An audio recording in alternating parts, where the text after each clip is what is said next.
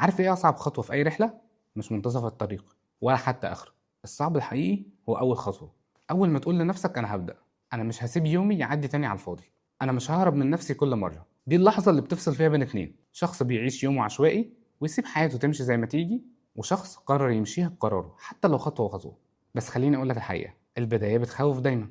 بتخاف تفشل، بتخاف تبتدي وما تكملش، بتخاف من كلام الناس، بتخاف انك تطلع مش قد كلامك، والمخ يبدا يرمي لك اسئله صعبه توقفك. طب ولو انا ما نجحتش؟ طب مش يمكن انا مش مناسب للتغيير؟ طب هو انا بدات كام مره وفشلت؟ هنا بقى لو سبت دماغك هتسحبك تاني لورا. بس لو عرفت تكمل الصوت ده وتتحرك حتى لو خطوه واحده، انت كده انتصرت على اهم عدو بيحاربك: الخوف من البدايه. خليني احكي لك عن لمياء، بنت عندها 25 سنه، كانت بتحس انها مش قادره تعمل اي حاجه. كانت شايفه الناس حواليها بتحقق انجازات وهي كل يوم في السرير وتقول انا زهقت من نفسي. وفي يوم قررت تعمل خطوه غريبه، كتبت في ورقه جمله واحده: انا لسه هنا، وحطيتها قدامها. كل يوم تبص عليها وتقول انا هكمل حتى لو بحاجات صغيره. بدات تنظف مكتبها، بعدها بدات تقرا صفحه من كتاب، بعدها راحت ورشه صغيره، اتعرفت على ناس وبدات تتعامل معاهم.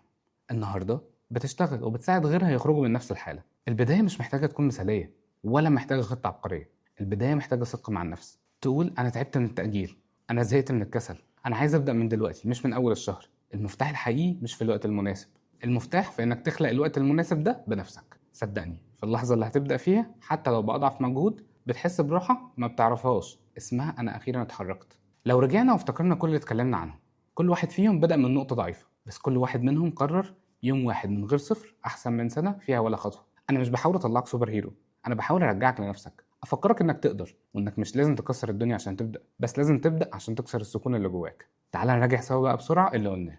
عرفنا ان مبدا نو زيرو دايز معناه انك تعمل حاجه واحده بس كل يوم، حتى لو بسيطه، حتى لو غير ملموسه، حتى لو محدش شافها اصلا، المهم انت تحسها. اتكلمنا عن ازاي تطبقه في كل مجال، في شغلك وفي دراستك، صحتك وعلاقاتك وحتى مع نفسك، وانك مش محتاج تكون مثالي، محتاج تكون مستمر. شفنا ايه اللي هيحصل لو كملت، وشفنا الكابوس اللي ممكن توصل له لو ما عملتش حاجه خالص، واستعدنا نفسيا للتحديات: الملل، فقدان الحماس، المقارنه، الوحده والتشتت، وحطينا حلول فعليه تقدر تمشي بيها. وختمنا برسائل حقيقيه: ان اصعب خطوه هي البدايه، وانها مش هتيجي لوحدها، انت اللي لازم تجيبها. ودي رسالتي ليك في الاخر: لو في صوت جواك بيقول انا تعبت، انا عايزك ترد عليه وتقول له انا بدات خلاص، والنهارده مش صفر. وانا هنا عشان اساعدك، مش عشان اقول لك تعمل ايه، لكن عشان نكتشف سوا ايه اللي يناسبك انت. لو عندك قصه مشابهه ممكن تكتبها في الكومنتس، وصدقني خطوتك الجايه حتى لو صغيره ممكن تغير حياتك كلها. ما تنساش، نو زيرو دايز مش تحدي، نو زيرو دايز هو اسلوب حياه، اسلوب الناس اللي مش عايزه تعيش على الهامش، الناس اللي بتقول انا موجود ولسه عندي كتير اعيشه. ابدا دلوقتي حتى لو بدقيقه واحده، وانا مستنيك في الخطوه الجايه.